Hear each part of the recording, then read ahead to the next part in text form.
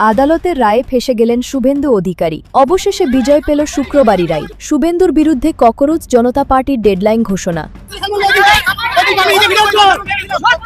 নিজের প্রশ্ন ফাঁসকে কেন্দ্র করে রাজ্য সরকারের পক্ষ থেকে 16 জনকে গ্রেফতার করা হয়েছে। নগর দায়রা আদালত অর্থাৎ ব্যাংশাল কোর্ট থেকে তাদের জামিন মঞ্জুর হয়েছে এবং জামিন পাওয়ার পর কি বলছেন। এবার শুভেন্দুকে ডেডলাইন দিল ককরোচরা।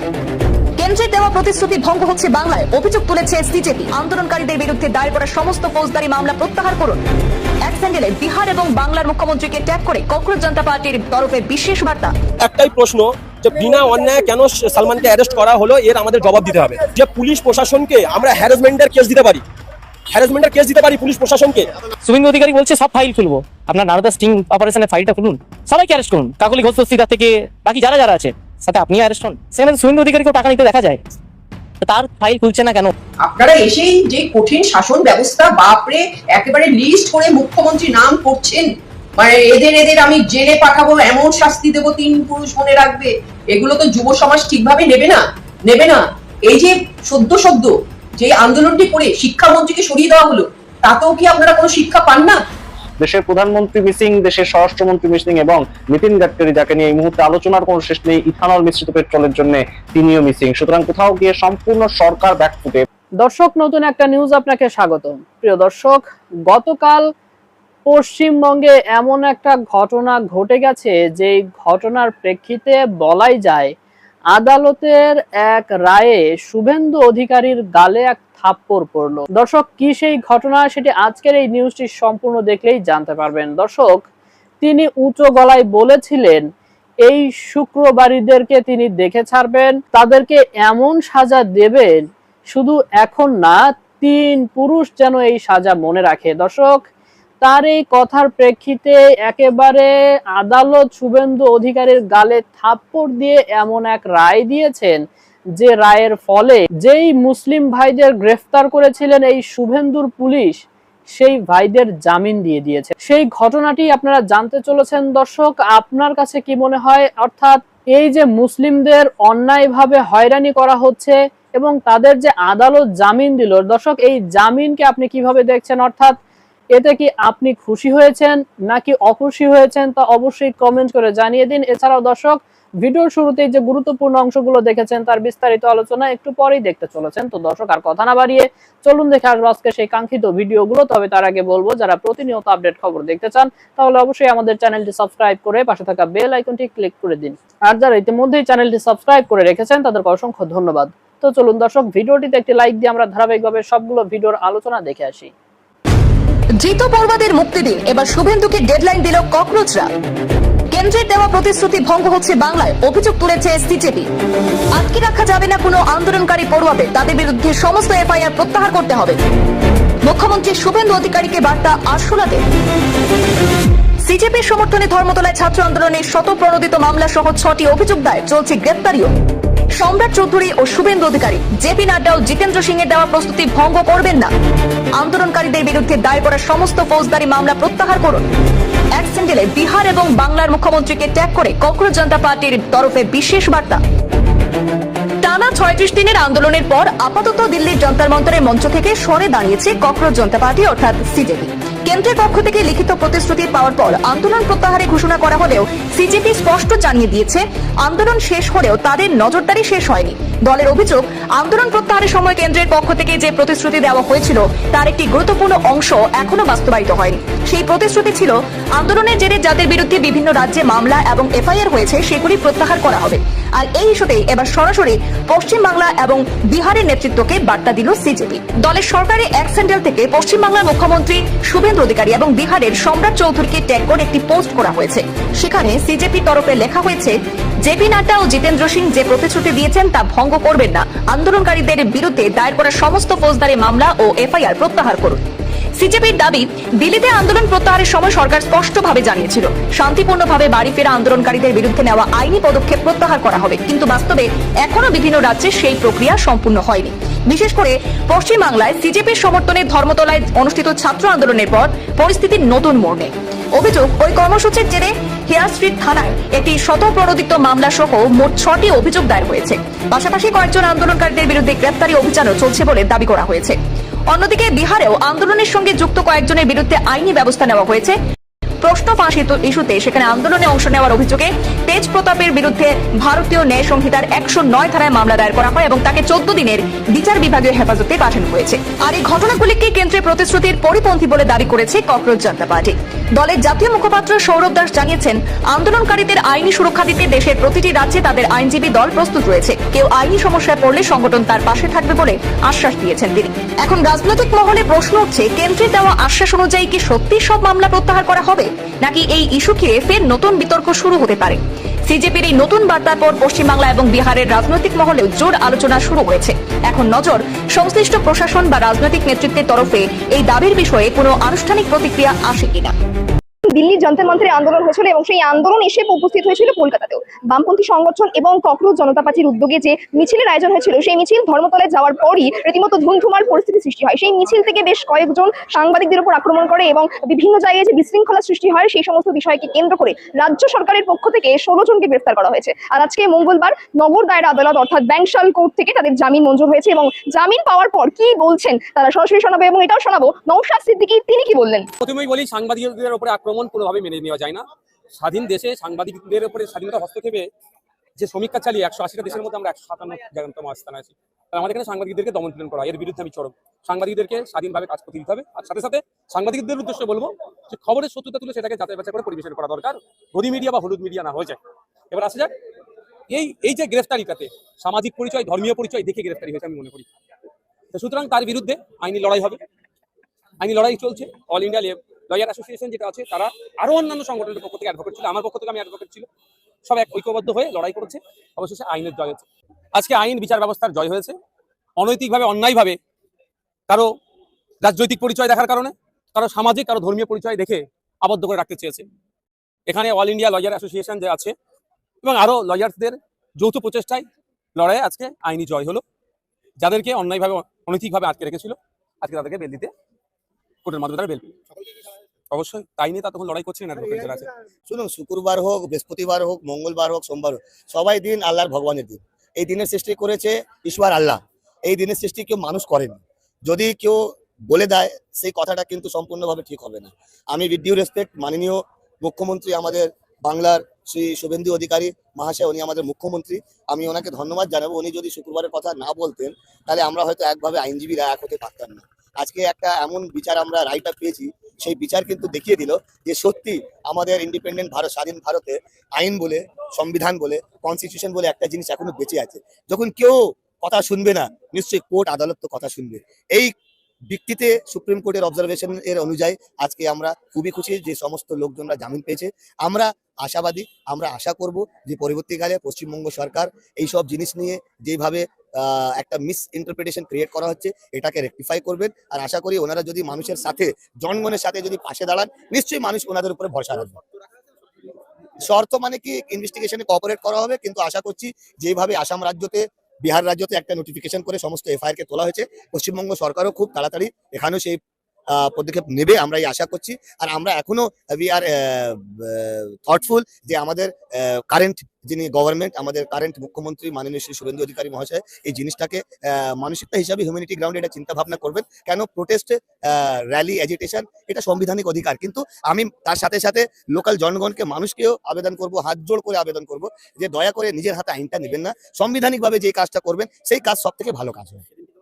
সেটা ছিল যে ভারতবর্ষের শিক্ষা নিট এক্সামের কারণে যে 20টা ছাত্রছাত্রী সুসাইড করেছে, তো তার কারণে আন্দোলন, ঠিক আছে। তো সেই আন্দোলনটা করার জন্য কোনো রকম মানে ছাত্র হতে হবে বা কোনো রকম মানে ককরোচ জনতা পার্টির মেম্বার হতে হবে এরকম নয়। কিন্তু অন্যায়ের বিরুদ্ধে প্রতিবাদ করা, এটা আমাদের সংবিধান অধিকার দিয়েছে যে তুমি শান্তিপূর্ণভাবে অন্যায়ের বিরুদ্ধে প্রতিবাদ করতে পারো। এটা গণতান্ত্রিক দেশ, এখানে অন্যায়ের বিরুদ্ধে প্রতিবাদ করার অধিকার সংবিধান দিয়েছে আমাদের। আর যে ছেলেটা সালমানকে নিয়ে আসা হয়েছে, কি বলবো, এমন একটা ছেলেকে নিয়ে আসা হয়েছে যার মনের ভিতরে ভারতবর্ষের জন্য অফুরন্ত ভালোবাসা, পাহাড় সমতুল্য ভালোবাসা তার অন্তরের মধ্যে আছে, এটা আমরা বুঝি। তার একটা প্রুফ আপনাদের প্রথমে দেখাই, যে যেদিন প্রোটেস্ট হচ্ছিল সেদিন সালমান সেখানে কি করছিল দেখুন, এটাকে দেখুন। প্রথমে একটা বড় বস্তা নিয়ে লোকের পায়ের কাছে গিয়ে চায়ের কাপ, যারা জুতো শুনেছিল সেই সব জুতো ফুতোগুলো, বোতলগুলো, সমস্ত জিনিসগুলো ঘুরাচ্ছিল। এইটা তখনের ভিডিও। তারপরে ওকে আনা হয়েছে। আমাদের একটাই প্রশ্ন যে বিনা অন্যায়ে কেন সালমানকে অ্যারেস্ট করা হলো? বিনা অন্যায় কেন সালমানকে অ্যারেস্ট করা হলো এর আমাদের জবাব দিতে হবে। আর আমরা এটাও ডিমান্ড করতে পারি যে পুলিশ প্রশাসনকে আমরা হ্যারাসমেন্টের কেস দিতে পারি, পুলিশ প্রশাসনকে, কারণ এভিডেন্স দেখায়নি সালমানের ব্যাপারে, কোনো এভিডেন্স নেই।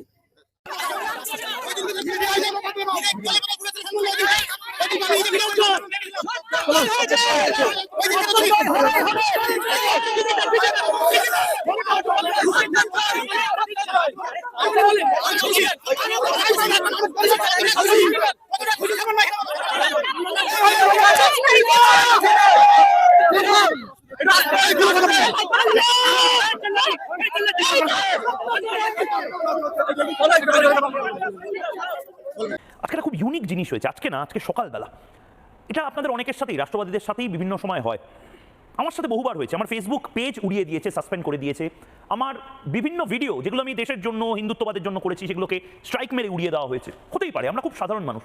মজার বিষয়টা হচ্ছে আজকে প্রধানমন্ত্রী নরেন্দ্র মোদী তার প্রথম যে ইনস্টাগ্রামের ভিডিও তিনি বানিয়েছিলেন, যেখানে ফাস্ট ট্র্যাক কোর্টের কথা বলেছিলেন, হাই পাওয়ার কমিটির কথা বলেছিলেন এই নিট নিয়ে, এবং জেনজির সাথে যোগাযোগ করছিলেন সরাসরি, সেই ভিডিওটাই ফেসবুক কর্তৃপক্ষ উড়িয়ে দেয়। এবং সেই ভিডিওটা আমি সেই ভিডিওটা আপনাদেরকে শোনাবো, যে ভিডিওটা উনি প্রথম নিজে রেকর্ড করেছিলেন, যেটা নিয়ে অনেক জেনজি, অনেক বাচ্চা বাচ্চা ছেলেমেয়ে বলেছিল যে প্রধানমন্ত্রী আঙ্কেল কো ইয়ে পাতা নেই, উনি জানেন না যে নিচে থেকে ভিডিওটা নিতে হয় না, ইত্যাদি ইত্যাদি করে ইনস্টাগ্রামের অনেক কিছু শেখানো হয়েছিল প্রধানমন্ত্রীকে, এবং so nice of the prime minister. উনি বলেছিলেন যে না ঠিক আছে, এবং পরের বার উনি একদম পারফেক্ট জেনজি স্টাইলে ভিডিও রেকর্ড করেছেন। এটা দেখে আমেরিকান ডিপ স্টেটের অনেকের প্রবলেম শুরু হয়েছিল, এটা আমরা আন্দাজ করতে পারছিলাম। এবং যে ভিডিওটা, সেই ছবিটাও আমি সাইডে চালানোর জন্য বলবো। এই ভিডিওটা আর কোনো সাধারণ 5টা ভিডিওর মতন নয়, এই ভিডিওটা উড়িয়ে দেওয়া হয়েছিল। এবং এটা নিয়ে রাগ অভিমানের বিষয় নয়, বিষয়টা হচ্ছে এটা খুব অ্যালার্মিং একটা দেশের জন্য। ভারতের প্রধানমন্ত্রীর ভিডিও আমেরিকান সোশ্যাল মিডিয়া, এবং এটা ভারত সরকারেরও ভাবা উচিত যে আমেরিকানরা ঠিক কি করতে পারে। ভারতের দর্শকের সাথে, ভারতের নাগরিকদের সাথে ভারতের প্রধানমন্ত্রী সোশ্যাল মিডিয়া ব্যবহার করে যে বার্তা দিচ্ছেন, সেই বার্তাকে সেন্সর করে দিতে পারে ফেসবুক। যদি কোনোদিন গৃহযুদ্ধের পরিস্থিতি হয়, যদি কোনোদিন অশান্তির পরিস্থিতি হয় বা লাগানোর চেষ্টা হয়, তাহলে ফেসবুক কি করতে পারে এবার ভাবুন। আমি গ্রাফিক্সের মাধ্যমে বোঝানোর চেষ্টা করবো এই ভিডিওটা কেন একটা সাধারণ ভিডিও ছিল না। এই ভিডিওটা ফিরিয়ে আনা হয়েছে, মেয়েটা হাত জোর করে ক্ষমা চেয়েছে, কিন্তু এবার ভারত সরকার ছেড়ে দেবে না। ভারত সরকার অসন্তুষ্ট হওয়ারই কথা, বরঞ্চ ভারত সরকার কেন এতটা সফট এই আমেরিকান কোম্পানিগুলোর প্রতি, এটা নিয়ে বাংলার এবং ভারতের মানুষ প্রশ্ন করছে। আমি আবারও বলছি, ইনস্টাগ্রাম এবং ফেসবুক দিয়ে একটা সরকার ফেলে দিয়েছিল ডিপ স্টেট, বাংলাদেশে, নেপালে, শ্রীলঙ্কায়, ভিয়েতনামে, ক্যাম্বোডিয়ায়, ভেনেজুয়েলায়, সব জায়গায়। ফুল ফ্রেমে দেখবো এই ভিডিওটা কেন সরিয়ে দেওয়া হয়েছিল কিছুটা সময়ের জন্য এবং পরে আবার ফিরিয়ে আনা হয়, সেটা দেখাবো। দেখুন, ভালো করে দেখুন। पेपर लीक घटना से अब तक पिछले 2.5 महीनों में अनेक विध कदम उठाए गए, गुनहगारों को पकड़ा गया है, वे जेल में पड़े हैं। हमारा सबसे महत्वपूर्ण जिम्मा था कि विद्यार्थियों का 1 वर्ष बर्बाद न हो। मैंने आज फास्ट ट्रैक कोर्ट के लिए विभागों को निर्देश दिए थे। आज विभागों ने এইটা ছিল সেই ঐতিহাসিক ভিডিও, যে ভিডিওটা ফেসবুক জাস্ট উড়িয়ে দিল এবং যুক্তি দেখানো হলো। এই যেটা ফুল ফ্রেমে আমি দেখানোর জন্য বলবো, লিগাল রিকোয়েস্ট। ভাই তুমি কোন হরিদাস পাল? ফেসবুক কর্তৃপক্ষ বলছে লিগাল রিকোয়েস্টে উড়িয়ে দেওয়া হচ্ছে। কোথা থেকে লিগাল রিকোয়েস্ট হচ্ছে? ইউনাইটেড নেশনস থেকে না ডোনাল্ড ট্রাম্প থেকে? ভাই কত বড় হরিদাস পাল হয়ে গেছে এরা, এবং আমাদেরই এটা অপদার্থতা। আমরা নিজস্ব কোনো সোশ্যাল মিডিয়া বানাতে পারিনি, আমেরিকানদের প্রতি আমাদের এই হ্যাংলামোটা আবার বন্ধ করতে হবে। এই পোস্টটা উড়িয়ে দেওয়া হয়েছে প্রধানমন্ত্রী। কোন পুলিশ বলেছে? দিল্লি পুলিশ। কোন পুলিশ বলেছে? পশ্চিমবঙ্গ পুলিশ। লিগাল রিকোয়েস্টটা কে করেছিল যে প্রধানমন্ত্রীর ভিডিও তুমি উড়িয়ে দিলে? এরপর যেটা হয়, নির্দিষ্টভাবে যে ভাইরাল ভিডিও, সেই ভাইরাল ভিডিওটি আবার ফিরিয়ে আনা হয়। এটা কিন্তু সাধারণ কোনো ভিডিও ছিল না, এটা সর্বকালের সবচেয়ে ভাইরাল ভিডিও হয়ে গেছিল। গোটা পৃথিবীর যারা ইনফ্লুয়েন্সার তারা নড়ে চড়ে বসেছিল যে ভাই প্রধানমন্ত্রীকে নিয়ে এতদিন বলতাম প্রধানমন্ত্রী বনাম জেনজি, এই প্রধানমন্ত্রী তো জেনজিদের সবচেয়ে বড় আইকন হয়ে গেল। বিশ্বের সবচেয়ে জনপ্রিয় মেটা ভিডিও এই ভিডিওটি, যেটা উড়িয়ে দেওয়া হয়েছিল, সর্বকালের সবচেয়ে ভাইরাল ভিডিও। আমরা ম্যাক্সিমাম খেলি 1 মিলিয়ন, 2 মিলিয়ন, 3 মিলিয়ন। 93 লক্ষ লাইক এই ভিডিওটিতে হয়েছিল, 3 লক্ষ শেয়ার। ভাবুন, 3 লাখ শেয়ার, আর মাত্র 4 দিনে 16.4 কোটি ভিউ। এর আগে কোরিয়ার বিটিএস বলে একটি ব্যান্ড, তাদের এই পরিমাণ ভিউ ছিল। বিশ্বের দ্রুততম ভাইরাল ভিডিও। এই রাহুল গান্ধী, এই অভিজিৎ দীপকে, ককরোচ ইত্যাদি যারা ছিল, তারা 3 মিলিয়ন, 4 মিলিয়ন, 10 মিলিয়নে খেলতো। প্রধানমন্ত্রী দেখিয়ে দিল যে পৃথিবীর সবচেয়ে বড় ইনফ্লুয়েন্সার, এবং ডোনাল্ড ট্রাম্পের থেকেও বড় ইনফ্লুয়েন্সার আমাদের 140 কোটি দেশের অভিভাবক নরেন্দ্র মোদী। কিন্তু এখানেই আমি একটা ব্রেকিং নিউজ দিতে চাই। মেটা তারা ক্ষমা চেয়ে নেয়, ক্ষমা চেয়ে কিছুক্ষণের মধ্যে ভিডিওটাকে আপ করে দেয় এবং তারপর একটা অদ্ভুত যুক্তি সাজা, টেকনিক্যাল গ্লিচের জন্য হয়েছে। ভাই এটা কি পাড়ার পল্টুদার সাইবার ক্যাফের কোনো ওয়েবসাইট নাকি যে সার্ভার ডাউন ছিল? সারা পৃথিবীর সবচেয়ে বড় মার্কেট এই ভারতবর্ষ, এই ভারতবর্ষে একটা বড় চক্রান্ত করার চেষ্টা করছে ফেসবুক। আমি বারবার বলছি, মেটার গ্লোবাল হেডকে তলব করে ভারত সরকার। প্রধানমন্ত্রীর ভিডিও ডিলিট কোন যুক্তিতে? তলব হতেই ফেসবুকে সঙ্গে সঙ্গে চলে আসে ভিডিও, ফেসবুকের পাল্টা যুক্তি টেকনিক্যাল গ্লিচে নাকি এই ভিডিও ডিলিট হয়ে যায়। ভিডিও আবার ফিরিয়ে দেওয়া হয় মোদিকে, নরেন্দ্র মোদিকে। এবং তারপরে আরেকটা ব্রেকিং টেকনিক্যাল গ্লিচ, অদ্ভুত যুক্তি, যে যুক্তিও ভারত সরকার মানেনি। টেকনিক্যাল গ্লিচের জন্য নাকি এই ভিডিও উড়ে গেছিল। এই ভিডিও টেকনিক্যাল গ্লিচের জন্য উড়ে যায় না ডিপ স্টেটের এই চক্রান্ত ছিল? যান্ত্রিক ত্রুটির জন্য এই ভিডিও উড়ে যায়। কিন্তু ভারত সরকার এই যুক্তি মানতে নারাজ, আবার চিঠি দেওয়া হয়েছে। এবার আর ভারত সরকার ছাড়বে না। ভারত সরকার, অশ্বিনী বৈষ্ণব সরকারের প্রতিক্রিয়া কি আমি সাইডে চালানোর জন্য বলবো এবং ছোট ছোট করে প্রতিক্রিয়া নিয়ে নেবো। ঝন্টু বড়াই, আমি বারবার বলছি ঝন্টু বড়াই সব কিছুতে এই আমাদের এই সফট নীতিটা নেওয়া উচিত নয়। আমি বলছি এই ফেসবুক এবং ইনস্টাগ্রাম একদিন সত্যি সরকারকে উত্তপ্ত করা এবং দেশকে উত্তপ্ত করার কারণ হবে। 30 সেকেন্ড। না, তুমি ঠিক বলেছো যে বড় গ্লোবাল মার্কেট এই ফেসবুক টুইটার ভারত থেকে টাকা উপার্জন করে, তারা কিন্তু এই টাকা তোলার পরে আমাদের পিছনে ছুরিটা মারে। তোমাকে আমি বলছি, লকডাউনের সময় আমরা বেশ কিছু অ্যাপস রিমুভ করেছিলাম। নরেন্দ্র মোদী শক্ত হাতে অ্যাপসগুলো করেছিল, তার ম্যাক্সিমামটাই ছিল চায়না মডেল, যারা বিভিন্ন ধরনের সরকার বিরোধী অ্যাক্টিভিটিগুলো চালাচ্ছিল আমাদের পয়সায়, আমাদের হেড থেকে নেওয়া পয়সায়। আরেকটা, এই যে পুরো স্টুডেন্ট মুভমেন্টটা অপারেশন সিঁদুরের সময় 480টা যে পাকিস্তানি অ্যাপস অ্যাক্টিভ ছিল ডিপ স্টেটের মদতে, তারা কিন্তু আবার অ্যাক্টিভ হয়েছিল। আমার প্রশ্ন যে এই যে মাছের তেলে মাছ ভাজা, অর্থাৎ আমাদের টাকাতেই আমাদের বিরুদ্ধে লড়ছে, এটা কিন্তু চায়নার থেকে শেখার আছে। চায়না কিন্তু এই ধরনের আমেরিকান অ্যাপস বা ফেসবুক অ্যালাউ করে না, নিজস্ব ডেটা ব্যাংক তৈরি করেছে, নিজস্ব অ্যাপ, এই জায়গায় তারা স্বনির্ভর। এবং এটা একটা খুব গুরুত্বপূর্ণ বিষয়। আমি সন্ময় ব্যানার্জির কাছে যাবো এবং তার পাশাপাশি দুটো প্রশ্ন নিয়ে নেবো পরপর। এই দুটো প্রশ্ন নিয়ে আমি সন্ময় বন্দ্যোপাধ্যায়ের কাছে যাব। সময় এসেছে ভারতীয় ফেসবুক ব্যবহারে, ভারতীয়দের নিজস্ব একটা ফেসবুক থাকবে, ভারতীয়দের নিজস্ব একটা ইউটিউবের মতন প্ল্যাটফর্ম থাকবে। আমেরিকানদের ওপর এই অতি নির্ভরতা কিন্তু অনিশ্চয়তা ডেকে আনছে, সর্বনাশ ডেকে আনছে। এবং দ্বিতীয় প্রশ্ন, মার্কিন সোশ্যাল মিডিয়া যুদ্ধ লাগাতে পারে। অবাস্তব মনে হলেও আমি আবারও বলছি, মার্কিন সোশ্যাল মিডিয়া ভারতে গৃহযুদ্ধ লাগাতে পারে। সন্ময় বন্দ্যোপাধ্যায় প্রায়, আমি যদি ভুল না করি, ইউটিউবে একাধিক চ্যানেলের পাশাপাশি ফেসবুকেও সন্ময় বন্দ্যোপাধ্যায় ব্যাপক রিচ। সন্ময় বন্দ্যোপাধ্যায় একদিন এই ফেসবুক এবং ইউটিউব, কিন্তু আমি বলে দিচ্ছি, ভারতের সাথে ভারতের মধ্যে একটা অল্টারনেট দুনিয়া তৈরি করে যুদ্ধ লাগানোর চেষ্টা করবে। অ্যালগোরিদম দিয়ে ভারত ভাঙার চেষ্টা হবে। না, আমি তোমাকে একটা কথা বলি, এগুলো যারা সোশ্যাল মিডিয়াতে আমরা আছি, অনেকেই আছেন, তুমিও আছো, আমরা প্রতিনিয়ত এই লড়াইগুলো লড়তে এগোই। আমার কথা হচ্ছে, আমি একটু অন্য জায়গায়, যেটা ঝন্টুদা বলছেন, রাইটলি পয়েন্ট আউট করছেন, 480টা পাকিস্তানি এক্সেন্ডলার তাদের আইডেন্টিফাই করেছেন ভারতীয় গোয়েন্দারা। প্রায় 1.5 লক্ষর উপর সোশ্যাল মিডিয়া থেকে বাংলাদেশ থেকে এই নিটের ব্যাপারটায় ধারাবাহিকভাবে অ্যান্টি ইন্ডিয়া প্রচার চলেছে। স্বাভাবিকভাবে ডিপ স্টেটের থট প্রসেসের মধ্যে থাকবে ভারতবর্ষকে দুর্বল করা। চীনের কাছ থেকে যদি আমরা স্যামসাংকে নিয়ে এসে ভারতবর্ষে এস্টাবলিশ করতে পারি, সেমিকন্ডাক্টর চিপে যে বিজনেস সারা পৃথিবীর কাছ থেকে ছিনিয়ে নিয়ে এসে ভারতবর্ষ যদি স্বনির্ভর হওয়ার কথা ভাবতে পারি, তাহলে ওয়াই নট? আমি ফেসবুক থেকে ইনস্টাগ্রাম সমস্ত ক্ষেত্রে ভারতবর্ষ তার অল্টারনেটিভ টেকনোলজিটা কেন ভারতবর্ষ নিজস্ব ক্ষেত্রে ব্যবহার করবে না? যেখানে আমরা ইসরো, নাসাকে টক্কর দেওয়ার চেষ্টা করছি, সেখানে আমরা কেন মার্কিন স্টেটের ডিপ স্টেট ইকোনমিকে কাউন্টার করার জন্য নতুন থট প্রসেসের মধ্যে যাবো না, যেখানে ভারতবর্ষের রাষ্ট্রপতি অশ্বিনী বৈষ্ণবের মতো টেকনোলজিক্যাল। দুঃখের বিষয় হচ্ছে আমাদের এখানে বিধায়ক সাহেবও বসে রয়েছেন, এখানে শিক্ষক, রাজনীতিবিদ, রাজনৈতিক বিশ্লেষক বসে রয়েছেন, আমি নিজে সোশ্যাল মিডিয়া ইনফ্লুয়েন্সার হিসেবে এখানে রয়েছে। আমরা সবাই কিন্তু ফেসবুক নির্ভর। আমরা সবাই জানি ফেসবুক যদি বন্ধ হয়ে যায়, অনেকটা পাবলিসিটি বা অনেকটা প্রচার আমরা পাবো না। এটা বন্ধ করতে হবে। আমাদের আগে থেকে একটা অল্টারনেট মডেল তৈরি করে রাখতে হবে। ভাবুন, চায়না তৈরি করেছে, রাশিয়া তৈরি করেছে, বিভিন্ন শক্তিশালী দেশ। ডোনাল্ড ট্রাম্প, আমেরিকান প্রেসিডেন্ট হয়ে ডোনাল্ড ট্রাম্প নিজে ফেসবুক, ইউটিউব ব্যবহার করে না, নিজের নিজস্ব ট্রুথ বলে হ্যান্ডেল ব্যবহার করে। আর আমরা একদিন যদি গ্লোবালি ফেসবুক বন্ধ হয়ে যায়, হাহাকার করি।